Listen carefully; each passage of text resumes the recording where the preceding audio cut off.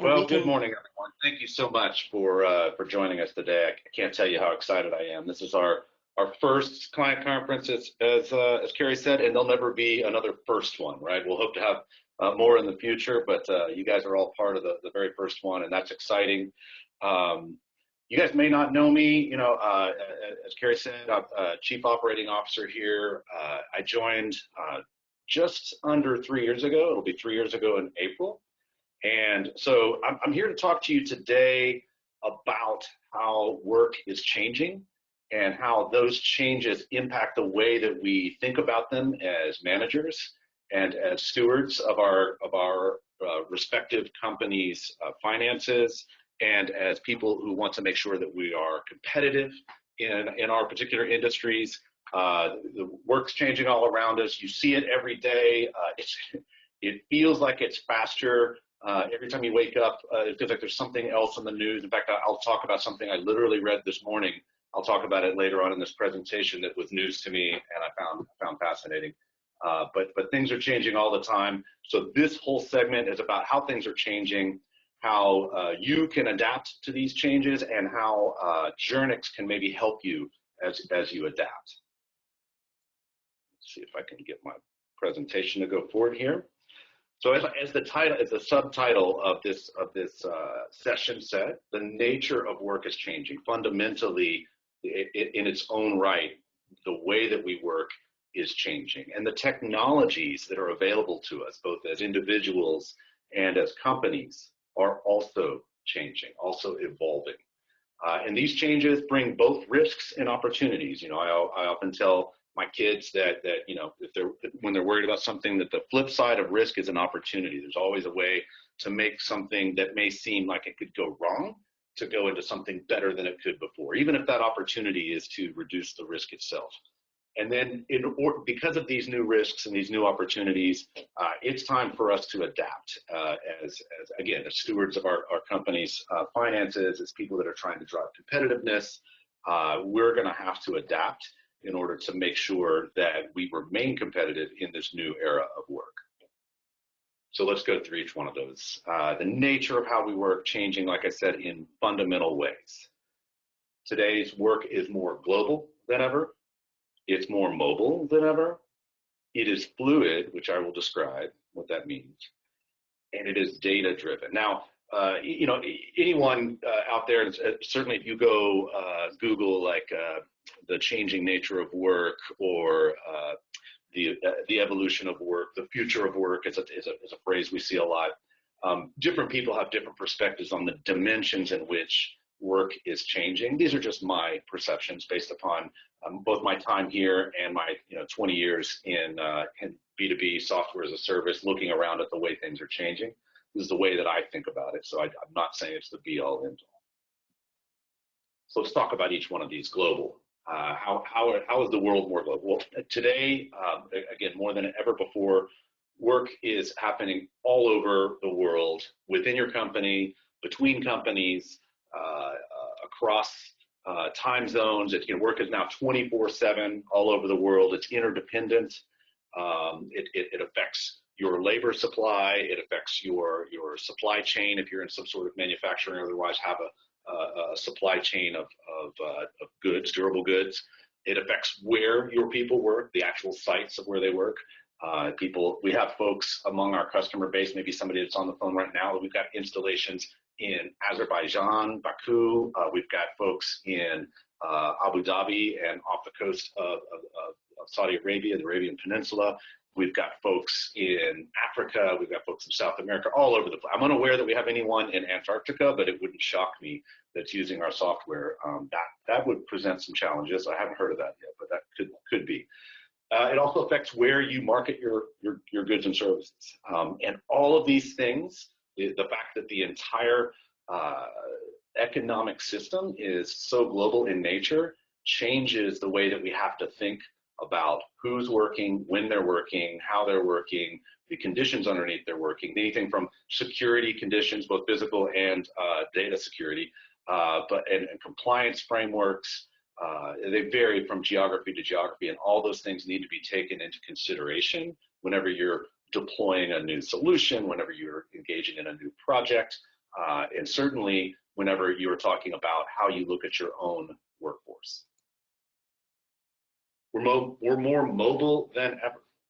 And it doesn't take much walking around to see this. All you have to do is walk around, and you basically will typically see one of two things, right? When you go people watching on the streets, you'll either see somebody with their head down onto their little 3x5 inch screen, right?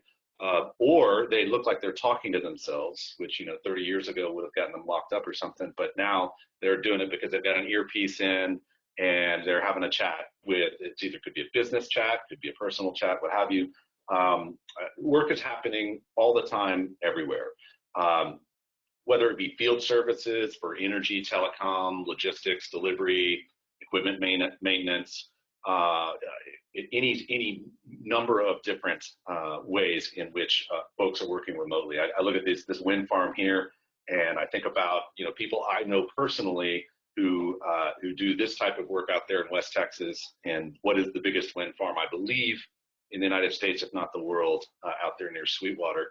And they look just like this guy, and they do this all day, every day, and their work matters, and it's important to the people that depend on that electricity.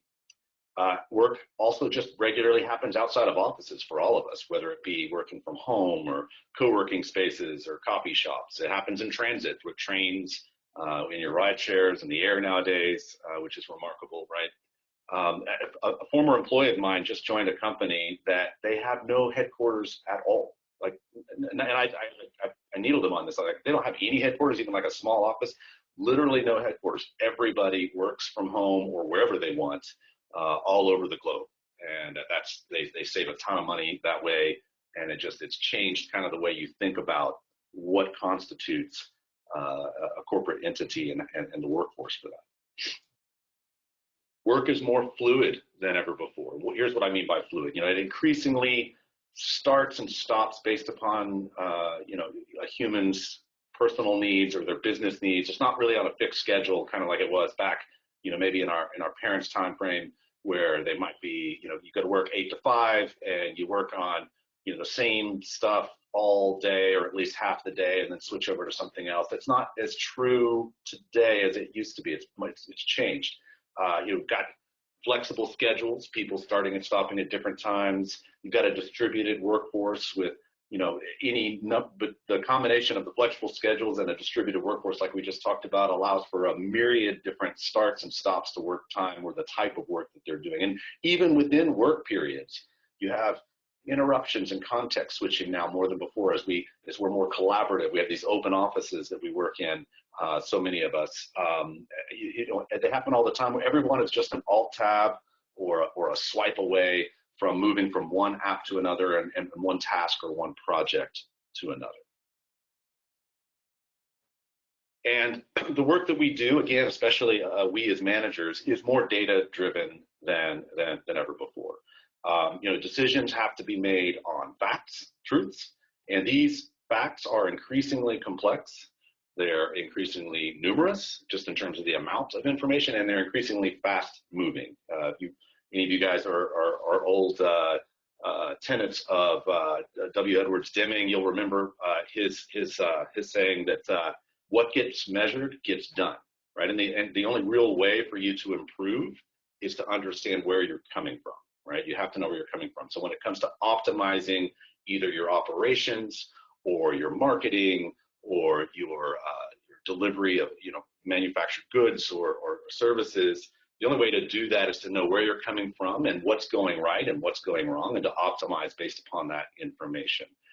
You need this information to be in real time. That you need details, and then importantly, what I mean here by actionability is not only do you need details, but you need to be able to make decisions on it. If it's too complex, then we puny-brained humans probably can't make a decision based upon it. But if it's too simple, then we're going to need the details. You kind of need both. We talk about that a little bit later. So we talked about how work's changing, at least 4 ways that I saw that work's changing. Let's talk about how technologies are changing. We're now in a world of wearables and IoT, Internet of Things, where almost anything is connected and instrumented in some fashion. go into a little bit more detail on these things later. We are entering the world of 5G and what I call the everywhere net. We now have more artificial intelligence and machine learning. I won't quibble about the distinction between those two in this session, than we ever have before, and in ways sometimes that we don't even think about. It's become transparent to our life. And then we have more automation and robotics and things that do things for us or do things that were previously done by humans than we ever have in the past. Let's talk about these a little bit. Wearables, Internet of Things. There's this thing, that they call the quantified self that you've probably seen out there, folks with Fitbits or Apple Watches, or there's any number of different brands out there where folks are increasingly, I hate to use the word obsessed, but I know people personally who are like this. They're really, really interested in information about themselves, either where they've been, how far they've gone, of course, how many steps you've taken, your human things like your pace, your heart rate, your body temperature, things that you've done, and things like that. So there's this quantified self of being able to understand everything about you in order to improve, to optimize, as we said a couple of slides ago. Everything now is becoming measured. We've got smart refrigerators, we've got smart TVs, of course. Everybody knows that when whatever you're doing from a phone or a computer standpoint leaves a digital trail, and this creates exponential data, right? It's just absolutely growing, truly exponential. People overuse the word exponential typically when they mean geometric, but in this case, it's truly growing at an exponential rate. I don't have a fact, but you guys have all heard the facts about, like, in the last year, more information was created than exists in 50 libraries of Congress or something like that. These things just continue to explode, and it's in part because everything now is instrumented. And for those things to have meaning, at least in terms of real time, we now have a network that is always on, all the time, and it's everywhere. This photo I got off the web. It was taken at a street vendor in Africa. I went to Africa it's been 10 years now, into Uganda, and this is 10 years ago. Like 10 years ago, the iPhone had barely come out, right? And everybody there was on a mobile phone. I mean, everybody, and they were selling mobile phone credits at the street corners. That's how you got it. It was all pay-per-use. Most people didn't have a subscription, and they use it for mobile banking. They're quote unquote unbanked people for the large part, but they use mobile banking for their bank. So they don't go to a bank. They just use the digital wallet, as you can see there on the screen, to pay for things. And sometimes they use the phone credits to pay for things. It was almost an alternative currency over there in Uganda. And they've just leapfrogged everything that we've done kind of in the West. They've leapfrogged from having very little phone and internet to having internet and phone almost everywhere, because they just went straight to mobile. They just skipped over the whole landline thing and went straight to mobile, and it's revolutionized the way things are there. And it's happening here. And in fact, I have an annual trip to the West Texas desert called Big Bend area. And last year was the first year where we were able to get a signal on a mountain hike that we like to do every so often. And that made me sad because I can't escape the everywhere net anymore. But it's a truth, and it's only becoming more true every year. Also here, geospatial context, meaning that not only are you connected all the time everywhere, but also there's a context for what you're doing that's related to where you are. So this gentleman here is, like I said, he's at a street vendor there in Africa. And if he's on a website, that website could very well know that he's at a street vendor in Africa and at a particular location, and send him a coupon to go eat there. AI and machine learning is more pervasive than ever before. It's about optimizing things, whether it's optimizing your route, right, which we kind of take for granted. I don't know about you. I use Google Maps or my car's nav all the time, not because I don't know Austin. I've lived here for 32 years. I know it quite well, but because it tells me the best way to avoid the Austin traffic, which is always changing. And it's about, and optimization is more than just Google Maps, right? It's about the ability to see ways to improve and optimize anything that you might be doing that your mind can't easily see, right? Because you don't see the forest for the trees. You don't see the pattern in the noise. And AI and machine learning can evince those patterns and give you things that are more actionable. Accommodation. What I mean by that is we don't have to know how to spell anymore, or even know our grammar. I had a chat with somebody about his poor grammar recently, and how Grammarly is a tool, but also a crutch that you should make use of, but also try to self-improve at the same time. But I don't know what our world looks like in 100 years, where we're all dictating to our phones, and we don't have to know when and how to use commas and other punctuation. It just kind of gets taken, it's done for us. Nobody can get mad about its and its anymore, because it just gets done automatically. And then also reduce the reduction of rote here. What I mean by that is the things that take a lot of time to do over and over and over again, even ones that we do on our computers, can now be more automated than ever by using automation, by using artificial intelligence. So a friend of mine works for a company here in Austin. It's a startup. They sell to like big companies like Walmart and others, a system of artificial intelligence for video and image analysis, anything from automatically indexing indexes of, say, clothing, so that then you can search on that company's website for, say, red or jacket or women's, any combination of those, and it'll come up correctly without anybody having to go in there and manually say this is a red woman's jacket. It just knows it, right? They also did pattern recognition of live video of a shopper inside of a store, of shoppers inside of a store, so that they can flag people that are making movements that indicate that they might be shoplifting. and then it automatically alerts security to go have a chat with that person. This is real. So the idea is that they can get to a point where they reduce obviously the crime, but also where you can almost have the automatic store, which brings us to this next one, right? We're with automation and robotics, and I'm talking about anything from self-checkout at the retail, which is just taken off. I don't know if it's taken off in your towns and whatnot, but where we are here in Austin, almost every grocery store you go into has the self-checkout capability, and tons of people, including myself, take advantage of it. We've now got self-driving trucks on the coming up, warehouse robots in our Amazon warehouses happening today. I just read an article this morning, I alluded to this earlier, about the increasing role of robots in farming, where they go around and they inspect the crops, which, I'm not going to go into detail on that because I'm not qualified, but, that could not only change the role of field workers and farmers, but also of heavy equipment manufacturing and how those are built and thought about, and even crop science itself. So we're shifting from kind of doing to more oversight. There's a change, a disruption in the process flows that we're normally accustomed to, both for our customers and for our employees. We're shifting to non-human resources that also need to be tracked and thought about.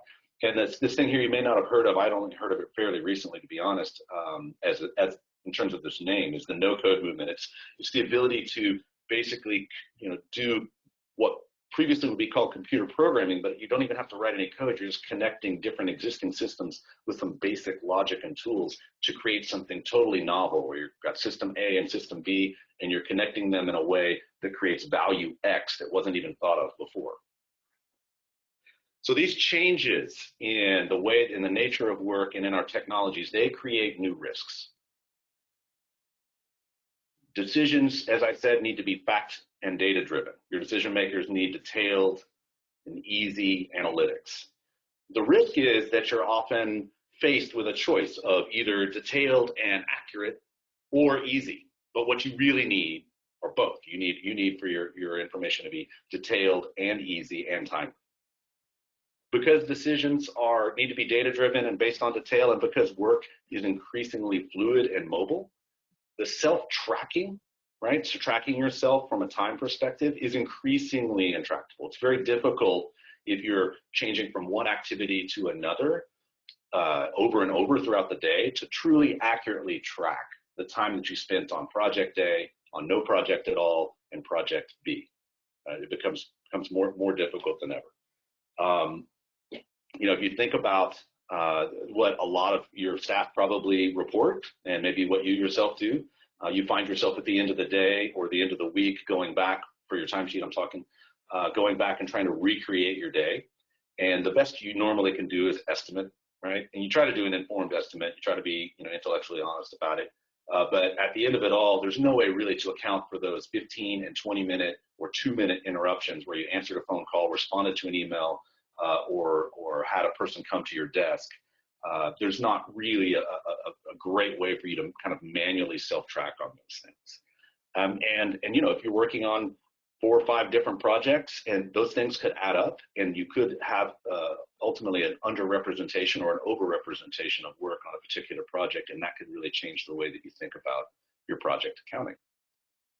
These changes, though, as I said, the flip side of risk is opportunities. They also create new opportunities. So the wearables, the Internet of Things, the everywhere net, the no-code movement that we talked about, right? These potentially enable us to do automatic tracking of work at a very detailed level, kind of answering that challenge that we just talked about. Between the no-code-like integrations of different systems and capturing detailed information with the digital trail that we all leave as we're working, whether it be the log files of something you're working on, your calendar system, the GPS coordinates of where you are, or maybe a collaboration solution, all of those things can be combined in a way that really tracks at a detailed level what your workforce is doing. Machine learning algorithms then can train that input, all of that, those heterogeneous data that we just talked about, can train those or can be trained by, I should say, those data to create an accurate picture of the day. They can start to learn over time, oh, well, if he was doing this, right, or if she was in this place, that means that she was on this project, and it will suggest that, right? And in fact, Journyx does that today, and we can talk about that throughout the rest of the day. Happy to answer questions about that. And then the machine learning then can also be used to create deeper, actionable understanding of all of these complex data, so that you're kind of seeing patterns in the noise that you normally wouldn't see. A forest, independent of just these specific trees. These patterns wouldn't normally be obvious to you. You might not even know, you might even get answers to questions you didn't even think to ask based upon machine learning being applied to your data in a way that can give you what we call decision analytics. So you're probably listening to all this thinking, okay, great, that's a lot. How do I adapt to all of these new risks and opportunities? Well, I'll tell you. First of all, stay informed. I mean, all day today, it's a great opportunity for you to stay informed. Like I said, I'm really glad that you're here. It starts with the next session, Matt's session on the basic administration of Journyx, so you can get a level set on how Journyx works. Streamline your time tracking and your resource planning. Brian's going to talk to you at noon Eastern, 11 Central, about solutions you may not even know about that Journyx offers, and this is a way for you to take the most advantage of those. Integrate your critical business systems efficiently and do them for efficiency. Melissa here from Journyx, and also Carol from SimStar, will be talking to you guys about this at 2 p.m. Eastern, 1 p.m. Central, on how you can integrate Journyx with your critical business systems in a way that adds more value than any of those independent systems by themselves. Get your workforce on board with time tracking. I mean, if you don't have people tracking their time, then you can't understand what they're doing, right? If there's no data, or if the data are no good, you can't do it. So Amanda then at 3 Eastern, 2 Central will be talking about timesheet usage adoption and compliance, and giving you all sorts of tips and tricks on how best to make that a reality in your organization. And then lastly here, keep your solutions up to date and optimized. The software itself for the easiest user experience and the fastest performance, which we offer to you guys as part of a subscription model, right? Optimizing your time tracking taxonomy, right? Cleaning up so that your old projects and your obsolete activities aren't cluttering up the user experience and making it more difficult for people to be accurate about their time tracking. You want to automate your data capture as much as possible and get the most out of your time data using intelligence as you possibly can. And so Meredith and I, mostly Meredith, will be talking at 4 Eastern and 3 Central, all about the latest and greatest that Journyx has to offer on these fronts and what the road looks like ahead of us from a product and a solution standpoint.